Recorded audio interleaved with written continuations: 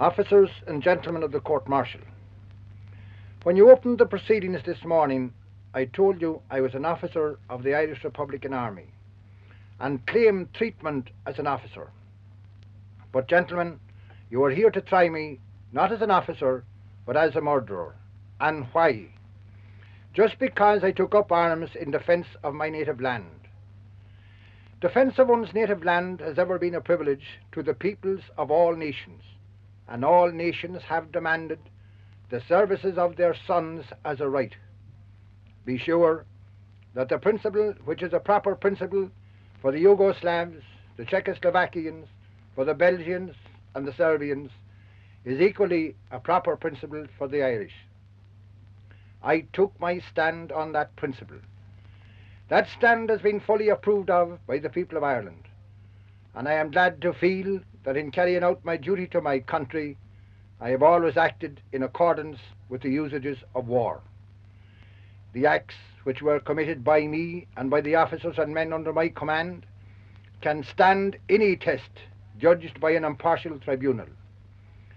All prisoners who fell into my hands were treated in a fair way. The wounded were treated to the best of my ability.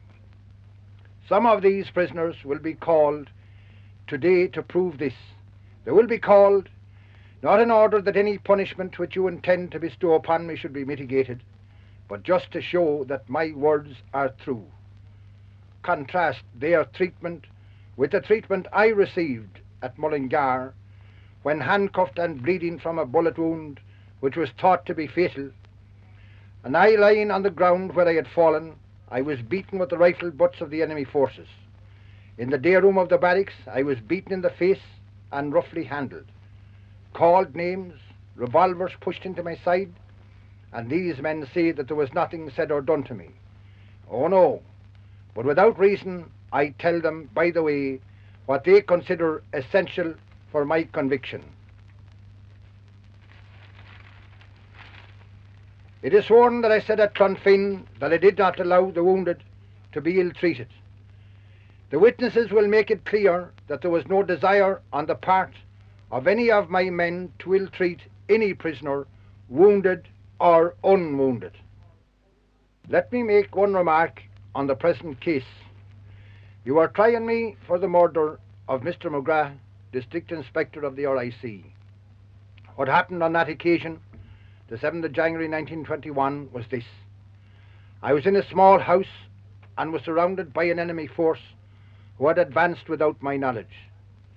There were two old ladies in the house, and I could not defend myself there, but I went out to meet my enemies. The odds were very heavy against me.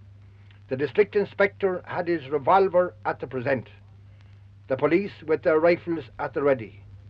Fire was opened by both sides simultaneously.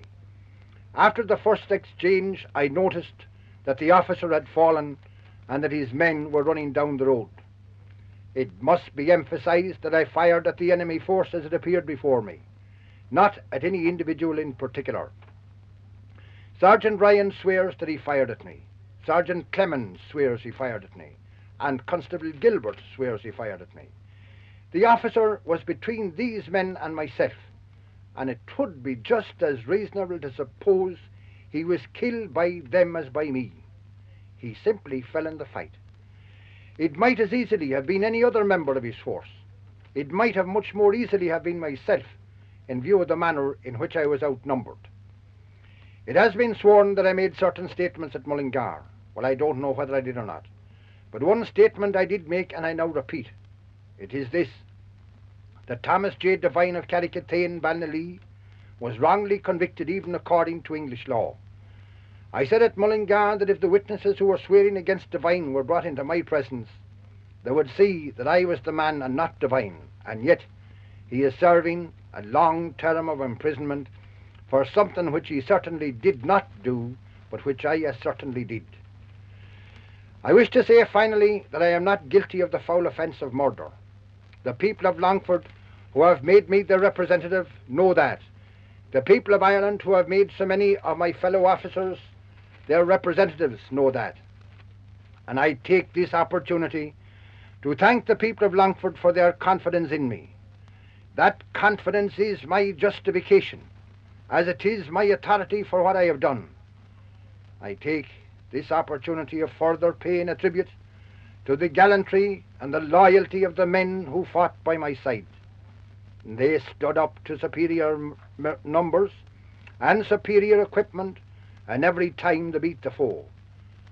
From you, gentlemen, I crave no favour.